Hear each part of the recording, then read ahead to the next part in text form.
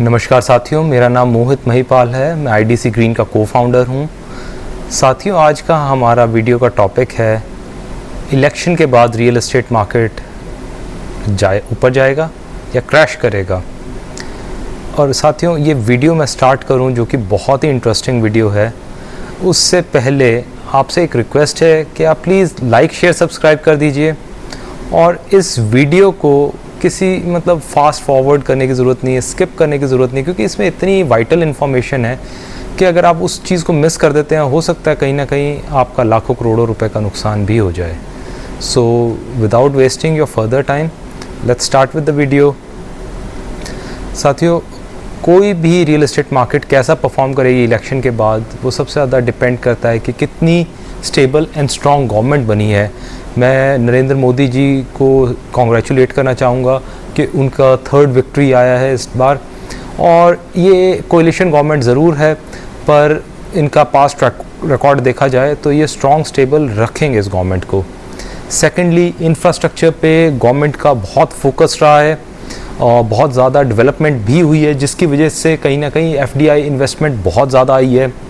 City की connectivity बहुत ज़्यादा इम्प्रूव हुई है, और वन नेशन वन टैक्स जैसे GST या रेरा जो कि रेगुलेटरी बॉडी है बिल्डर्स के ऊपर, बायर्स के ऊपर, उसने इन्वेस्टर्स का और होम बायर्स का भरोसा जीता है।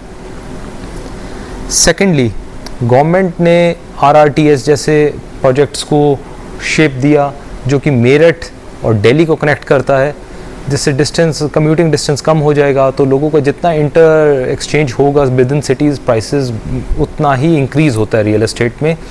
And Dwarka expressway is another example, जहाँ ट्रैफिक लोड कम करने के लिए they created a separate highway, उससे भी रियल एस्टेट में कितना बूम आया द्वारका एक्सप्रेसवे पे, वो आप सब जानते ही हैं। अगर हम बात करेंगे इकॉनमी की और उसकी परफॉर्मेंस, तो एनडीए गवर्नमेंट में इकॉनमी का ये चार्ट रहा है। करंटली 8.2% पे इकॉनमी परफॉर्म कर रही है। इसका जो डेटा है वो मैं आपको डिस्क्रिप्शन में दे दूंगा कहाँ से ये सोर्स आया है इन्फॉर्मेशन का। Secondly, India is third best GDP in the world. इसकी वजह से फॉरेन नेशंस हम पे नज़र रख रहे हैं। इंटरेस्टिंग बात ये भी है कि 271 बिलियनियर्स हमारे देश में हैं। एशिया पैसिफिक में भी आर नंबर 1, बीजिंग को हम पीछे छोड़ चुके हैं। We are the epicentre of billionaires now. Further, financial discipline भी ऑब्ज़र्व किया गया है। कोई भी होम बायर है या इन्वेस्टर है, वो टाइमली अपनी पेमेंट दे रहे हैं, लैप्सेस कम हुए हैं, बिल्डर्स भी उनके प्रोजेक्ट कम स्टक हुए हैं और स्टॉल हुए हैं। सो that is another improvement. Further, पहली बार ऐसा भी हुआ है कि एज रिडक्शन हुई है एडल्ट्स की, जो आज घर जल्दी परचेज़ कर पा रहे हैं कम एज पे।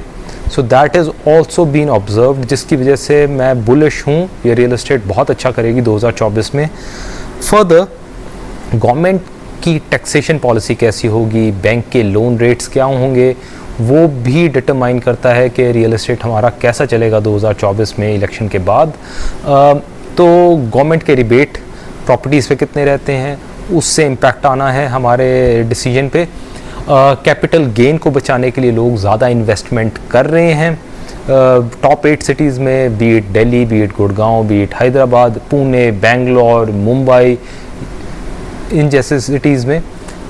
फर्दर, बैंक लोन का अगर हम रेट देखेंगे तो ये स्टेडीली ग्रो होता आया है। रेपो रेट की मैं बात कर रहा हूँ, रेपो रेट हमारा 6.75% पे चल रहा है। अगर बैंक लोन की बात करेंगे हम 9.5 से 9.75% के बीच में है ये आज की डेट में होम लोन।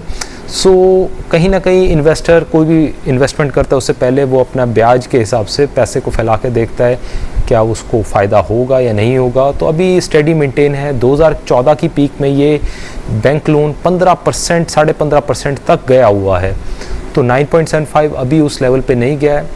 और इन्फ्लेशन को कंट्रोल करने के लिए RBI भी अपना रेपो रेट चेंज करता रहता है। फर्दर, अगर हम बात करेंगे अफोर्डेबल सेगमेंट, एक ऐसा सेगमेंट जिसके बिना रियल एस्टेट में ये इतना मैसिव बूम नहीं देखा जा सकता था। PMAY, प्रधानमंत्री आवास योजना स्कीम के तहत एनडीए गवर्नमेंट ने 70,000 करोड़ रुपए का स्टिमुलस दिया था, जिसकी वजह से ये बुल रन इतना स्टार्ट हुआ। जिन लोगों के लिए दिया गया था, जिनको अफोर्डेबल होम मिले, वो ही सबसे ज़्यादा इसका वर्स्ट हिट भी हुए हैं। उसका कारण क्या रहा कि बिल्डर अफोर्डेबल सेगमेंट में ज़्यादा प्रॉफिट नहीं बना पाया, तो उन्होंने ये प्रोजेक्ट्स कम लेने शुरू कर दिए। तो इसके कारण दीनदयाल योजना, आवास योजना जो गुड़गांव में थी, अब वो बंद हो चुकी है। कुछ प्रोजेक्ट्स आते हैं लिमिटेड क्वांटिटी में और उसकी सप्लाई कम है, डिमांड बहुत ज़्यादा है, उसके कारण इन्फ्लेशन हो जाती है। वही प्रॉपर्टी जो 30 लाख रुपए की थी वो 60 लाख से 70 लाख रुपए में ट्रेडिंग होती है, और जिन लोगों के लिए ये घर बने थे उनकी ये रीच से बाहर हो जाता है। तो जिनके लिए ये प्रधानमंत्री आवास योजना की स्कीम बनी थी, कहीं ना कहीं वो स्कीम का बेनिफिट नहीं ले पा रहे हैं। तो इस पे गवर्नमेंट की क्या पॉलिसी रहती है, that is to be seen. वो एक नेक्स्ट रीज़न होगा हमारे बुल रन के लिए। अब हम बात करेंगे स्वॉट एनालिसिस कि हमारे इंडिया में बुल रन कंटिन्यू होगा, रियल एस्टेट मार्केट कैसा करेगी, उसके क्या स्ट्रेंथ्स हैं। अगर हम पहली स्ट्रेंथ की बात करेंगे, मिडिल क्लास की पॉपुलेशन बहुत ग्रो हो रही है और उनकी नीड भी है घर की, सो that is a strong driving factor. Second, government initiatives like प्रधानमंत्री Awas Yojana. Third is FDI के लिए लिबरल अप्रोच है गवर्नमेंट की, सो एज अ रिज़ल्ट जितना भी एफडीआई आएगा वो इंफ्रास्ट्रक्चर में लगेगा और रियल एस्टेट सेक्टर अच्छा परफॉर्म करेगा। नेक्स्ट हम बात करेंगे वीकनेस की। इंडिया में चैलेंजेस हैं कि अगर हम घर परचेज़ कर लेते हैं तो वो इजीली लिक्विडेट नहीं कर पाते, मतलब कि हम उसे इजीली बेच भी नहीं पाते। इन्वेस्टर्स ने जो घर उठाया हुआ है वो इजीली मार्केट में आज की डेट में ट्रेड नहीं कर पा रहे, थोड़ा उन्हें भी वेट करना पड़ता है। सो रेगुलेटरी चेंज, गवर्नमेंट रेरा में और क्या क्या चेंजेस लाती है, क्या क्या ऐसी पॉलिसीज़ लाती है जिससे रियल एस्टेट पे इम्पैक्ट होता है, that is to be seen again. और इंटरनेशनल इकोनॉमी में कहीं ना कहीं स्लो डाउन हुआ है। PwC कंपनीज ले लें या गूगल ले लें या और भी कोई बड़ी कंपनी ले लें, उन्होंने काफ़ी ले ऑफ्स किए हैं। एज अ रिज़ल्ट NRI का जो इन्वेस्टमेंट आ रहा था वो भी इम्पैक्ट होगा। इसी में अगर हम नेक्स्ट बात करेंगे अपॉर्चुनिटीज़ में, कोविड टाइम में देखा गया है कि work from home culture start हुआ है, वेयर हाउस के प्रोजेक्ट्स पे ज़्यादा फोकस हुआ है, जिसकी वजह से ब्लैंकेट या जेप्टो जैसी ऐप्स आई हैं, जिसका कहीं ना कहीं इम्पैक्ट हमारी ग्रॉसरी मार्केट पे हुआ है। तो लोग अब ग्रॉसरी मार्केट पे कम जाते हैं, इन ऐप से ज़्यादा ऑर्डर करते हैं। सो वर्क फ्रॉम होम में रेजिडेंसेस भी ऐसे बन रहे हैं कि जहाँ पे उन्हें ऑफिस दिया जा रहा है, dedicated office space. So that is an another opportunity. Coworking spaces का टाइम आ चुका है, तो इंफ्रास्ट्रक्चर भी ऐसे डेवलप हो रहा है कि कमर्शियल स्पेसेस में कोवर्किंग ऑफिस ज़्यादा आ रहे हैं। अगेन गवर्नमेंट की भी एक पॉलिसी रही है कि स्मार्ट सिटीज़ के ऊपर इंटरकनेक्टिविटी ऑफ डिफरेंट सिटीज़, जिसकी वजह से अगर देखेंगे मेरठ दिल्ली के बीच में, as we discussed earlier, RRTS चलेगा, लोगों का आना जाना इजी हो जाएगा। गुड़गांव सोना को देख लें तो स्पेशल हाईवे बन गया, द्वारका एक्सप्रेसवे को देख लें, कंजेशन कम करने के लिए दिल्ली जयपुर हाईवे के। सो इन सभी जगहों पे प्राइस राइज हुआ है इसकी वजह से, which is again a very positive thing.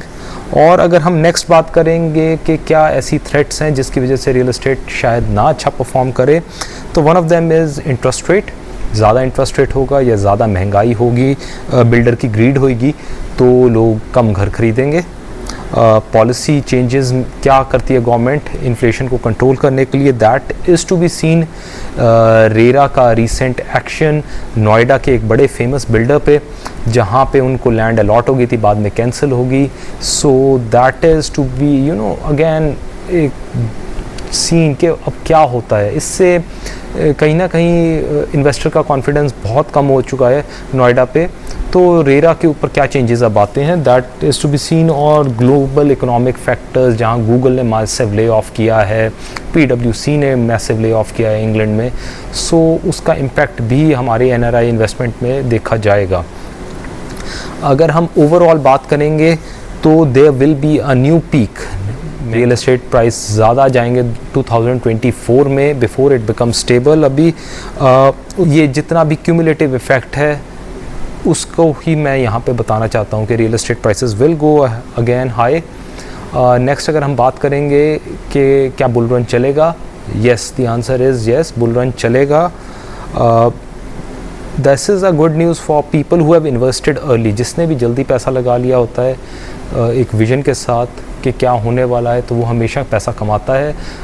ऐसे ही कुछ डील्स मेरे पास भी हैं, अगर आप इंटरेस्टेड हैं तो you can call me on the number given below which is 9992748615। Number is 9992748615। अगर अब जो एक ट्रेंड हम देखेंगे आने वाले कुछ टाइम के लिए, तो वो होगा इन्वेस्टर मार्केट। जिन लोगों ने भी इन्वेस्टमेंट करी थी प्रॉपर्टी में, क्योंकि उन्हें पता था कि वो अप्रिशिएट करेगी प्रॉपर्टी और उसके बाद वो एग्ज़िट ले लेंगे, वो उनके ऊपर एक नई डिमांड आएगी बिल्डर की तरफ से और वो भी अपना एग्ज़िट देखेंगे मार्केट में। मार्केट के करंट सिनेरियो में बिल्डर का प्राइस 22,000 है।